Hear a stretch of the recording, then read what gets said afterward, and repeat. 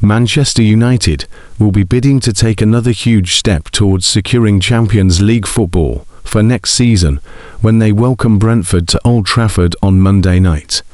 The Red Devils are third in the Premier League table, 8 points ahead of 6th place Brighton and Hove Albion with a game in hand, while Brentford are 9th, 1 point behind 7th place Bournemouth, heading towards the final straight. It is difficult to imagine Man United passing up the chance to secure Champions League football for next season from such a commanding position, with the Red Devils third in the Premier League table, 8 points ahead of 6th place Brighton with a game in hand. The 20-time English champions picked up a huge 3 points away to Chelsea last time out, with Matheus Cunha's first half goal securing a 1-0 victory, and the team have now been victorious in 8 of their 12 matches since Michael Carrick's arrival as head coach. Man United will face Liverpool, Sunderland, Nottingham Forest and Brighton in their final 4 league games of the season, and it is then a big summer ahead, with as many as 5 first-team players potentially arriving to boost the squad for 2026-27. The Red Devils have actually lost their last 2 matches against Brentford, although they recorded a 2-1 victory over the Bees in the corresponding match last term. Another victory on Monday night would strengthen Carrick's case of securing the job on a long-term basis, but a defeat would leave the team looking over their shoulder ahead of a huge battle with the reigning champions Liverpool next weekend. Many tipped Keith Andrews' side to struggle this season, but Brentford have performed above expectations in 2025-26, and it would be some story if they could secure European football for the 2026-27 campaign. The Bees have a record of 6 wins, 2 draws and 8 defeats from their 16 away Premier League matches this season, picking up 20 points in the process.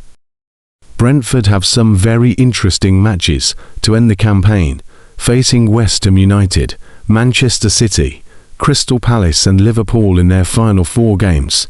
so they could have a big say at both ends of the Premier League table. The Bees will also be chasing some history on Monday night, as they aim to beat Man United away from home, the Premier League, for the first time. Man United could welcome Lenny Yoro back into their squad on Monday night, as the injury that kept the Frenchman out of the Chelsea match was only a minor one. Matthijs de Ligt remains a long-term absentee with a back issue, while Patrick Dorgu is still not ready to return, although the Denmark international is in the latter stages of his recovery process from a hamstring issue. Lisandro Martinez is still suspended, but Harry Maguire has now served his 2-game ban, and the expectation is that the Englishman will start on Monday. Aidan Heaven could keep his spot in the side off the back of his strong performance against Chelsea, but there could be a change at the final third of the field, with Amad Diallo potentially replacing Benjamin Sesko in the starting side. As for Brentford, Fabio Carvalho knee, Anthony Milambo knee, Vitaly Janelt ankle, Rico Henry thigh, Joshua De Silva knee, Jordan Henderson unspecified, and K4O groin are out of the Premier League match at Old Trafford. Igor Thiago has had an incredible campaign, scoring 21 Premier League goals, and the Brazil international will once again lead the Brentford line.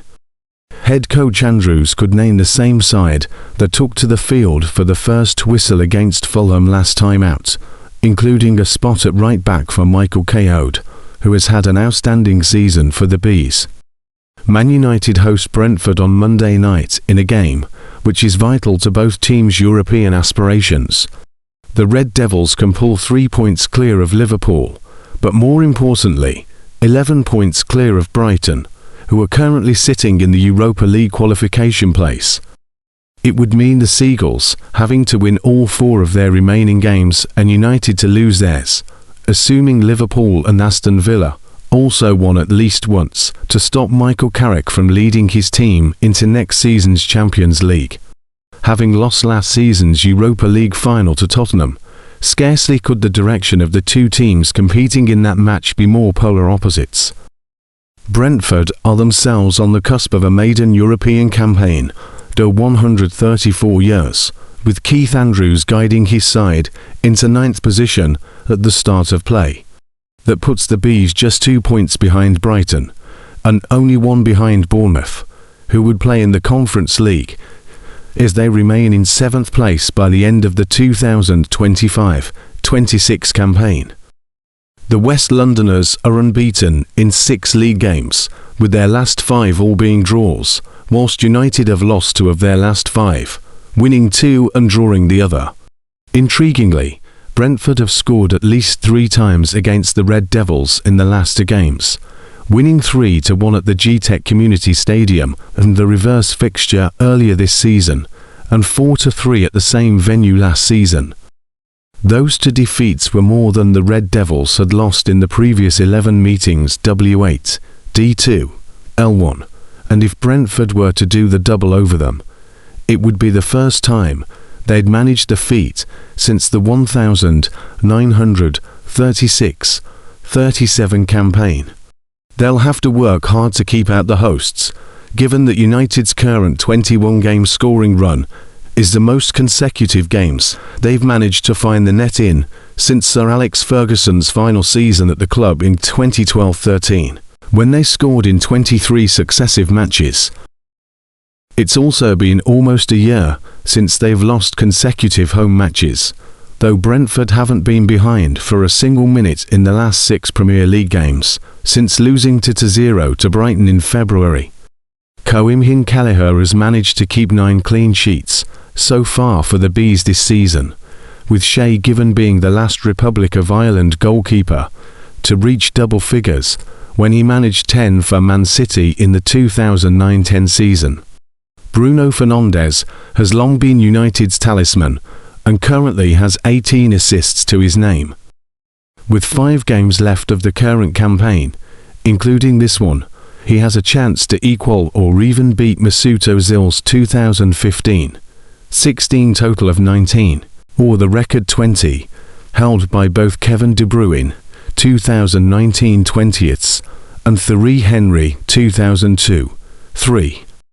Carrick will look to ensure that his team learn from their win over Chelsea when, despite the 1-0 victory, they only had 4 attempts at goal compared to 21 from the Blues, their biggest shot deficit in a Premier League game since April 2024 against Liverpool 19,